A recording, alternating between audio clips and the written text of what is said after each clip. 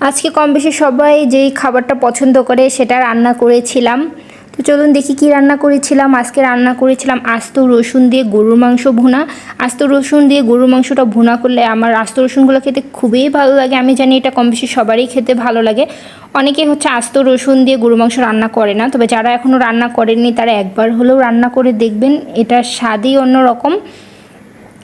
আমি গরুর মাংস ঝোল করেছিলাম, সাথে একটু ভেন্ডি ভাজি করেছিলাম। ভেন্ডি ভাজি দিয়ে ঝোলটা আর ভাতটা মেখে খাওয়ার মজাই আলাদা। যাদের বাসায় রসুন বাসায় চাষ করে তারা কিন্তু কুরবানি ঈদের সময় বেশি বেশি করে রসুন গরুর মাংস দিয়ে খায়।